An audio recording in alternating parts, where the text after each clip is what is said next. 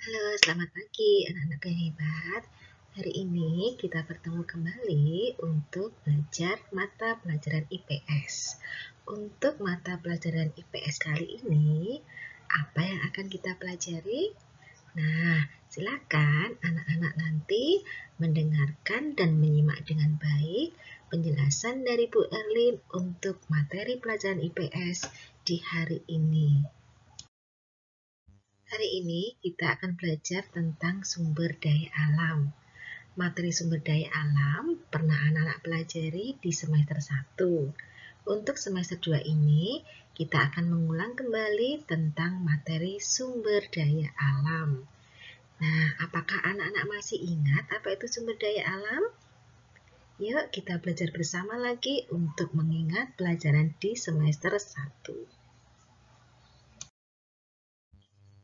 Sumber daya alam atau SDA adalah segala sesuatu yang berasal dari alam yang dapat digunakan untuk memenuhi kebutuhan hidup manusia.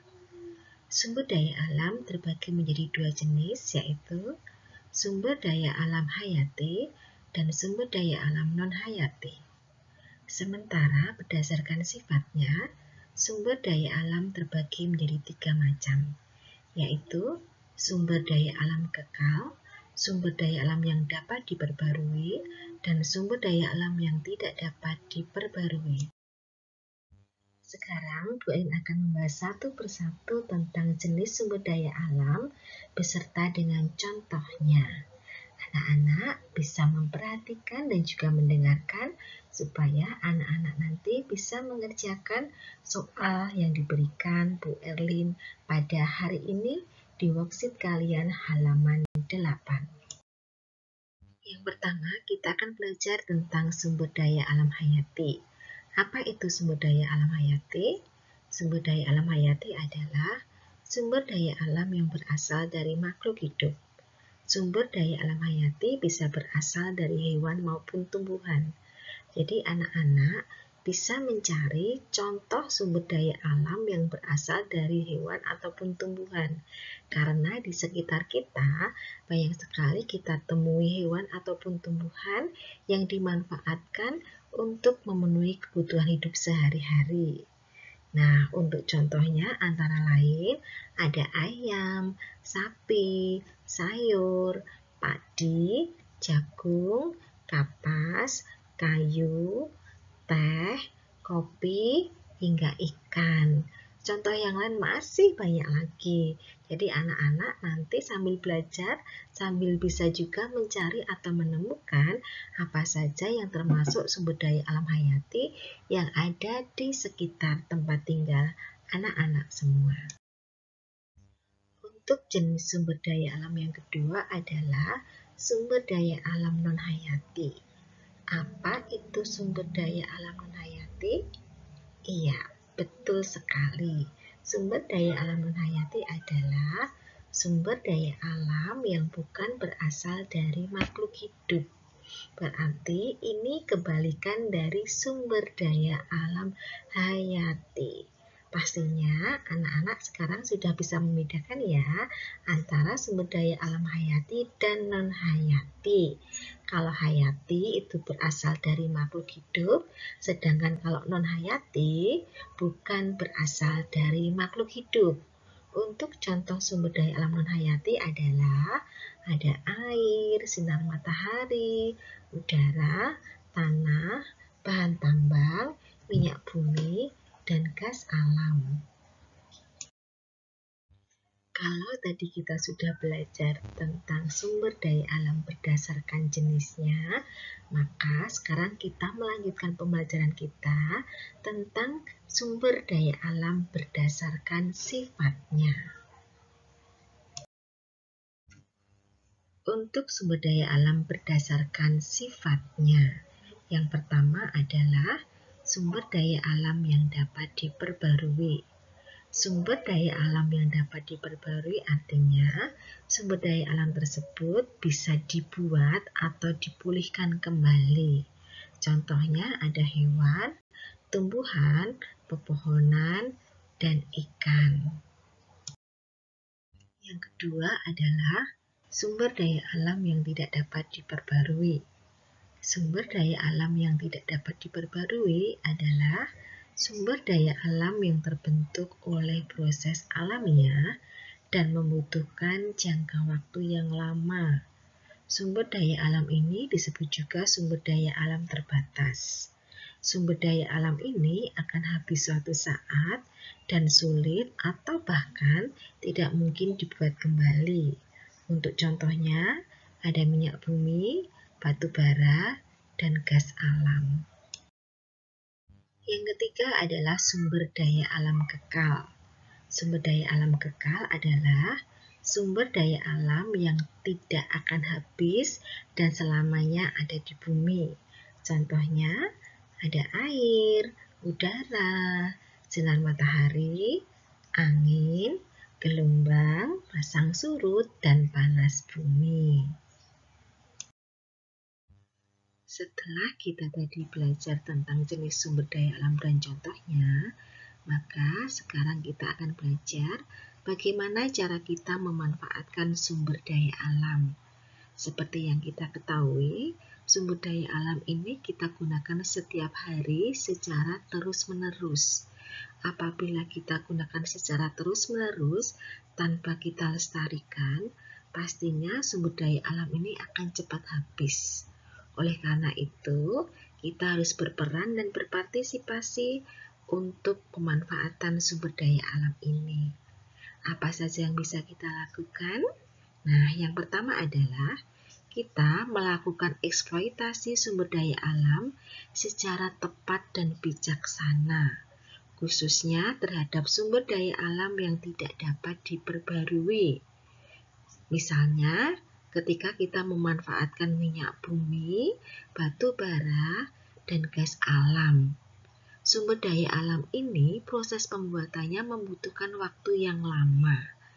Apabila kita tidak menggunakan secara bijaksana, maka sumber daya alam ini akan cepat habis dan untuk kehidupan mendatang, kehidupan berikutnya, kita akan kesulitan untuk memakai sumber daya alam tersebut. Atau bisa juga kita mulai mencari sumber daya alam lain yang bisa digunakan untuk menggantikannya. Atau kita bisa menggunakan sumber energi alternatif.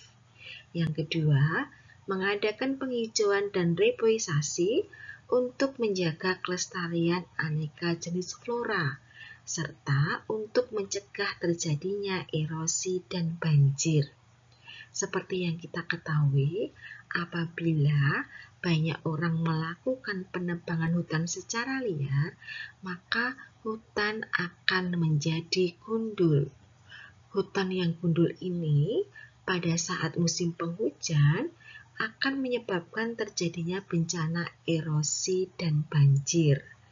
Maka kita harus melakukan penghijauan ataupun reboisasi supaya hutan yang gundul atau lahan yang kosong bisa kita tanami dengan tanaman-tanaman yang bisa untuk mencegah terjadinya erosi ataupun banjir. Yang ketiga, kita melakukan proses daur ulang serta pengolahan limbah agar pencemaran lingkungan bisa ditekan atau tidak melampaui ambang batas.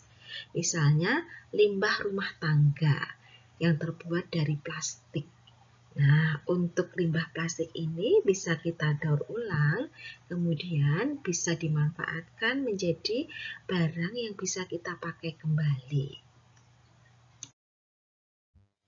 Yang keempat, melakukan pertanian secara tumpang sari atau multikultur untuk menjaga kesuburan tanahnya. 5. Memanfaatkan tanah miring sebagai tanah pertanian dengan dibuat sengketan untuk mencegah derasnya erosi serta hanyutnya lapisan tanah yang mengandung humus. Tanah yang mengandung humus berarti tanah yang subur sehingga bisa dimanfaatkan atau digunakan untuk menanam berbagai jenis tanaman, di mana tanaman itu bisa kita manfaatkan untuk memenuhi kebutuhan sehari-hari.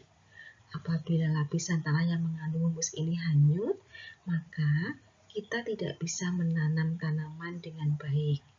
Yang keenam, membuat membuat peraturan, organisasi, atau undang-undang untuk melindungi lingkungan dan keanekaan jenis makhluk hidup. Hal ini dimaksudkan supaya pihak-pihak tertentu atau orang-orang itu bisa melakukan tindakan menjaga lingkungan dengan baik. Karena kalau tidak ada peraturan ataupun undang-undang, akan banyak pihak atau orang yang melakukan pemanfaatan sumber daya alam dengan semaunya sendiri atau seenaknya sendiri. Hal ini bisa menyebabkan terjadinya kerusakan lingkungan. Kerusakan lingkungan bisa menyebabkan terjadinya bencana sehingga akan membawa dampak negatif bagi kehidupan lingkungan ataupun kehidupan warga yang ada di sekitar. Demikian penjelasan Bu Elin hari ini tentang jenis sumber daya alam dan bagaimana cara pemanfaatan sumber daya alam. Anak-anak juga harus ingat, apabila kita tidak memanfaatkannya dengan bijaksana, maka akan terjadi kerusakan lingkungan dan menyebabkan terjadinya bencana pada lingkungan sekitar. Oleh karena itu, anak-anak wajib untuk selalu melakukan pelestarian lingkungan dan pelestarian sumber daya alam supaya sumber daya alam itu tidak cepat habis dan bisa kita gunakan secara terus-menerus. Oke, anak-anakku yang hebat, terima kasih karena hari ini anak-anak sudah mengikuti pembelajaran dengan baik. Semoga anak-anak bisa mengerjakan soal yang ada di worksheet halaman 8. Hari ini adalah hari terakhir anak-anak mengerjakan literasi, jadi Bu Elin harap anak-anak bisa mengerjakan dengan tekun dan teliti. Untuk pengerjaan soal IPS, silakan dikerjakan di lembar atau kotak yang sudah disediakan. Apabila tidak muat untuk mengerjakan, silakan dikerjakan di lembar sebaliknya.